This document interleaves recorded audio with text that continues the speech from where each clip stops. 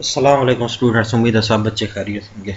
अच्छा, आज की हमारी नेक्स्ट एक्सरसाइज है 5.3। इसको मैंने मुकम्मल लिखा है, ठीक है। उसमें से तकरीबन 3 या 4 क्वेश्चन जो है वो टोटल आप लोगों ने करने हैं। बाकी जो मुश्किल क्वेश्चन थे और स्टार्टिंग वाले कुछ क्वेश्चन थे वो मैंने खुद कर दिए ताकि आप लोगों को जल्दी वो चीज़ समझ आ सके।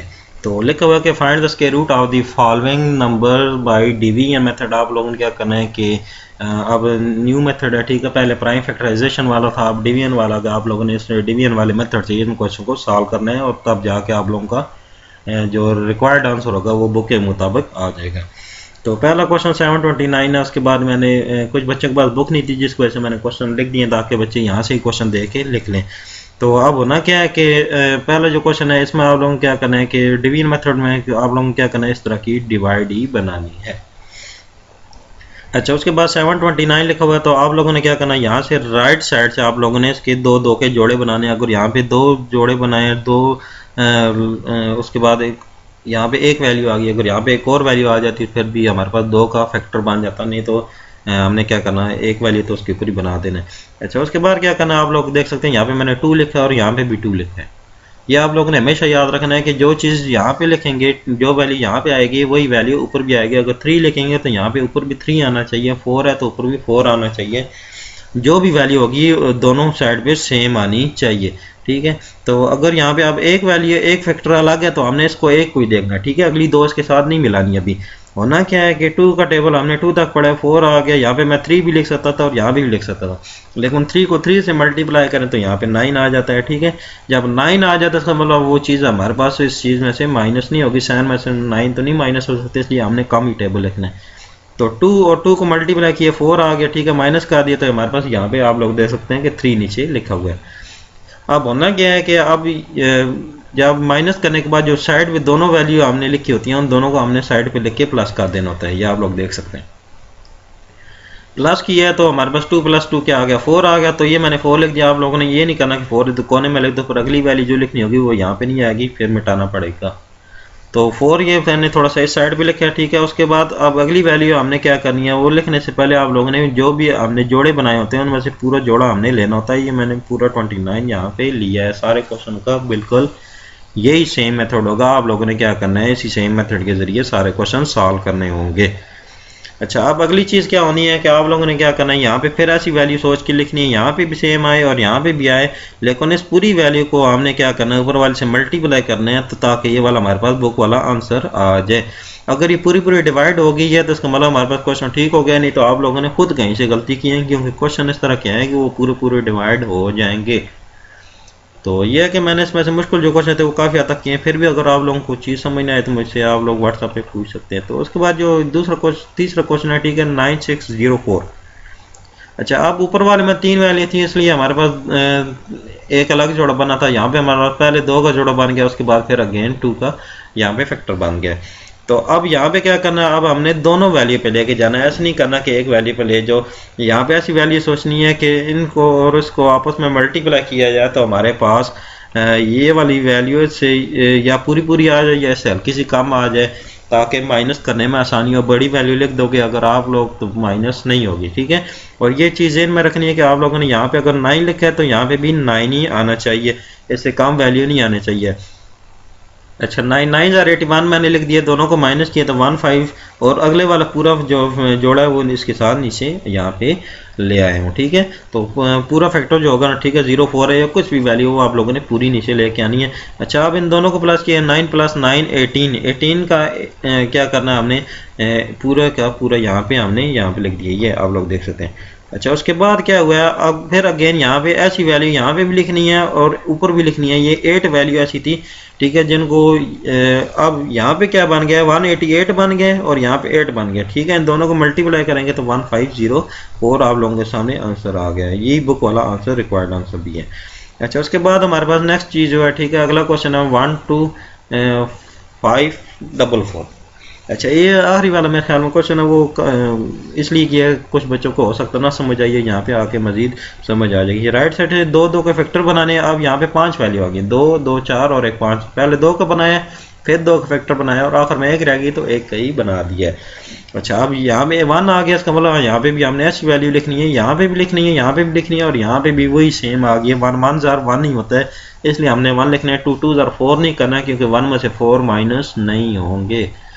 अच्छा, उसके बाद क्या हो गया, अगले वाला पूरा फैक्टर आप लोग क्या कर सकते हैं, नीचे लेके आ सकते हैं, ठीक है। उसके बाद 1 + 1 2, ये बाहर वाला जो 2 आया है ये उन दोनों को प्लस करने के बाद आया है।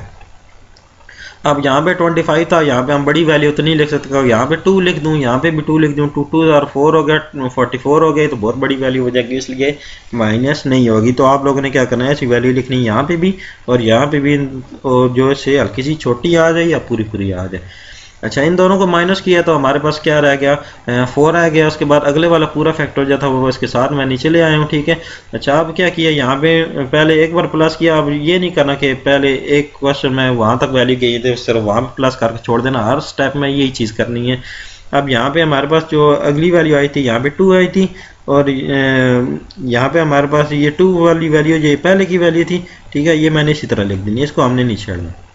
अच्छा, उसके बाद अगेन जो हमारे पास वैल्यू आई है ये 1 था और इधर भी 1 था, इन दोनों को प्लस किया, ये 2 उस वजह से आया, ये वाला, ठीक हो गया। और इसके साथ एक और 2 इसलिए लिखा है क्योंकि यहाँ पे भी लिखा है और यहाँ पे भी लिखा है, तब जाके ये पूरी पूरी वैल्यू आई। उम्मीद आप लोगों को ये चीज़ समझ आ गई होगी। अच्छा, उसके बाद क्या हुआ कि हमारे पास क्वेश्चन 2 आ गया। क्वेश्चन 2 स्टार्ट करते हैं। इसमें क्या लिखा, find the square root of the following number by division method. Question वही है, ठीक है, हल्का सा उसने चेंजिंग कर दी है, ठीक है, थोड़ा सा उसने बच्चों के लिए मुश्किल किया है, लेकिन इतने मुश्किल नहीं है। अगर एक क्वेश्चन समझ आ जाए तो आसानी से बाकी भी समझ आ जाते हैं।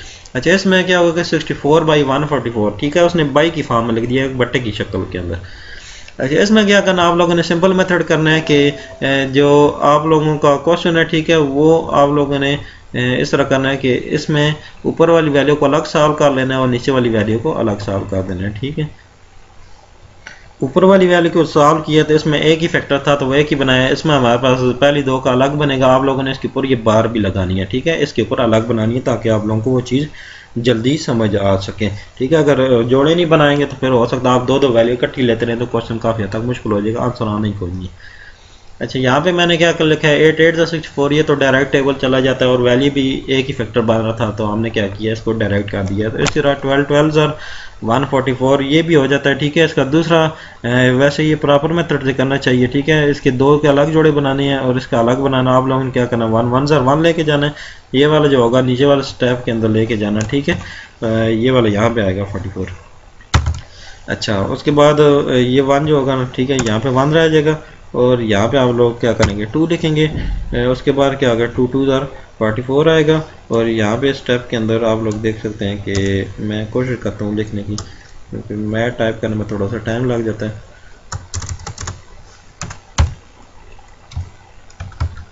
ये आप लोग देख सकते हैं, ठीक है। तो आप लोगों के सामने मैंने लिखा है, इस तरीके से आप लोगों ने क्या करना है, प्रॉपर मेथड से करना है, नीचे आप लोगों के पास 0 बच जाएगा। तो ये आप लोगों ने क्या करना है, इसका प्रॉपर आंसर लिखना है। मैंने आप लोगों के सामने इसका आंसर लिखा है, ठीक है। 64/144 का 8/12 और ये कटिंग हुई है, ठीक है। 2 4 are 8, उसके बाद क्या हो गया, बल्कि 4 2 are 8 की है, ठीक है, और 4 3 are 12 डायरेक्ट टेबल पे कट गया और पीछे वाली वैल्यू भी इसके साथ कट गई है, ठीक है। और बुक वाला ये रिक्वायर्ड आप लोगों के पास आंसर भी आ गया। अच्छा, उसके बाद क्या हो गया कि अगला जो हमारे पास क्वेश्चन है 6889/7 2 2 5।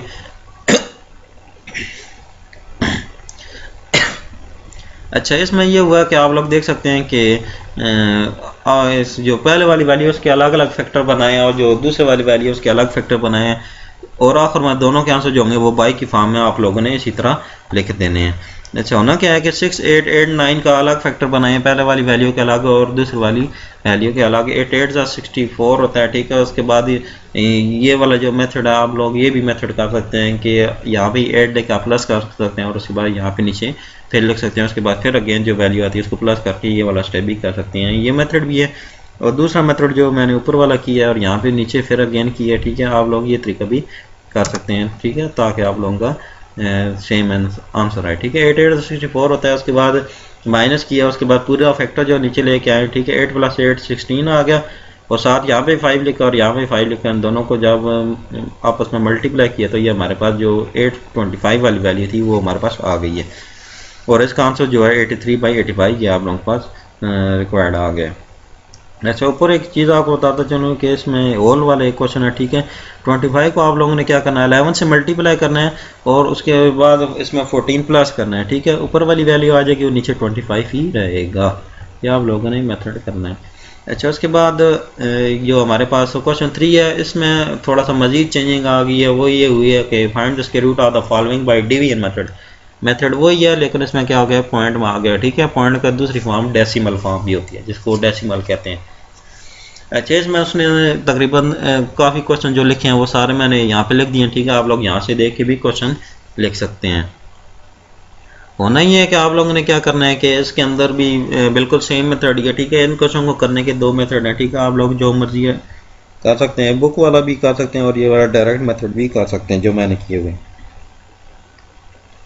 अच्छा, इसमें होना ही है कि बुक वाला अगर मेथड भी कर सकते हैं, ठीक है, वो भी आसान ही है। उसमें क्या करेंगे, आप लोगों ने क्या करना है, यहाँ पे जो पॉइंट है उस पॉइंट को खत्म करना है, जिस तरह पहली एक्सरसाइज के अंदर मैंने आप लोगों को समझाया था। पॉइंट खत्म करेंगे, पॉइंट की जगह 1 आ जाएगा और उसके बाद जितनी वैल्यू होंगे उतने जीरो आ जाएंगे। ऊपर वाली वैल्यू को अलग ले लेंगे और नीचे वाली वैल्यू को अलग डिवीजन मेथड में ले लेंगे। उसके बाद आंसर को दोबारा पॉइंट की फॉर्म में लेके आएंगे, तो वो थोड़ा सा लेंथी हो जाता है, लेकिन वो क्वेश्चन थोड़ा सा आसान है। अगर आप लोगों को ये वाला जो मेथड है मैं समझाता हूँ, अगर समझ आ जाती है तो ये मेरे ख्याल में आप लोगों के लिए ज़्यादा बेहतर होगा और जल्दी समझ भी आएगी। फैक्टर उसी तरीके से बनाने हैं जिस तरह वो उधर से बनाए, ठीक है। आप लोगों ने क्या करना है, यहाँ पे ऊपर की तरफ ही बार लगाना है, नीचे नहीं लगाना है। अच्छा, हुआ क्या है कि 3 का टेबल अगर यहाँ पे पॉइंट, तो आप लोगों ने क्या करना है, आसानी से यहाँ पे ऊपर चुपका के पॉइंट लगा देना है, ठीक है। यहाँ पे 0 आ गया, यहाँ पे भी 0 आ गया, 0 इस तरह ही आ गया और पॉइंट भी इसी तरह आएगा। उसके बाद 3 हो गया, ठीक है। पहले वाला फैक्टर माइनस करेंगे 1 आ गया, उसके बाद अगले वाला पूरा फैक्टर आ गया। 3 + 3 करेंगे तो यहाँ पे क्या आ गया, ये 6 इस वजह से आया। और उसके बाद ये वाला 3 और ये वाला 3 अगेंस्ट लिया है, क्योंकि इन सारों को आप 63 को इससे मल्टीप्लाई करेंगे 189 आ जाएगा। या आप लोगों के पास बुक वाला आंसर आ जाएगा। और ये वाला अगले वाला जो क्वेश्चन है, ये मैंने ऐसे ही इंटरनेट पे देखा लिखा हुआ था, तो मैंने वहाँ से काफ़ी पेस्ट कर लिया, ठीक है। क्योंकि टाइपिंग में थोड़ा सा इशू आ रहा था लिखने में, इसलिए मैंने डायरेक्ट से इंटरनेट से देख के कापी की है। अच्छा जी, इसमें ये हुआ कि आप लोग देख सकते हैं कि 9 का टेबल है, 9 9 और 81, ठीक है। बेशक जिस तरह मर्जी वैल्यू लिख रहे हैं, आप लोगों ने क्या करना है कि फैक्टर उसी तरीके से बनाने हैं, दो वैल्यू के, ठीक है। अच्छा, इसमें एक और निशानी भी होती है, ठीक है। वो यहाँ पे इन क्वेश्चन के अंदर नहीं यूज़ हो रही है। अगर नेक्स्ट एक्सरसाइज के अंदर वो चीज़ आई भी हुई तो मैं आप लोगों को वो क्लियर करके बता दूंगा कि ये वाली जो ऊपर लाइन लगाते हैं, ठीक है, यहाँ किस तरह लगाते हैं। और अगर पॉइंट आ जाए तो उसमें हम क्या कर सकते हैं कि किस हिसाब से हमने लाइंस चलानी है, ठीक है। और पूरी जो बार होती है किस तरह इसको आगे पीछे लगाना। अच्छा, 9 9 और 81 हो गया। उसके बाद माइनस करेंगे 1 1 1 6 आ गया, ठीक है। यहाँ पे पॉइंट नहीं लगाना, पॉइंट सिर्फ हमेशा याद रखना कि आंसर के अंदर ही आता है। 9 + 9 क्या हो गया, 18 आ जाता है। यहाँ पे 6 लिखा है, यहाँ पे 6 लिखा है और पूरी पूरी वैल्यू चली गई। और यहाँ पे पॉइंट जो था एक फैक्टर के बाद बनाना है, ठीक है। दो वैल्यू नहीं छोड़ के लगानी, जोड़ा। अब यहाँ पे हमने देखना होता है कि जो हमारे पास दो दो का जोड़ा आ रहा है, हमने एक एक जोड़ा काउंट करके उस हिसाब से पॉइंट लगाना होता है। अगर यहाँ पे ये वाला पॉइंट यहाँ पे आने के बजाय यहाँ पे आ जाता, तो उस सूरत में हम क्या करते हैं कि यहाँ पे एक जोड़ा और दो जोड़ा, यहाँ पे हम दो वैल्यू छोड़ के यहाँ पे आगे पॉइंट लगाते हैं, ठीक है। इसी तरह 3 आ जी तो 3 के छोड़ के हम लगाते हैं। उम्मीद है आप लोगों को ये एक्सरसाइज समझ आ गई होगी। मजीद ये है कि आप लोगों को क्वेश्चन समझ नहीं आ रहा, आप लोगों ने मुझे अगेन बता देना है, ठीक है। मैं आप लोगों को सेंड कर दूंगा, ठीक है।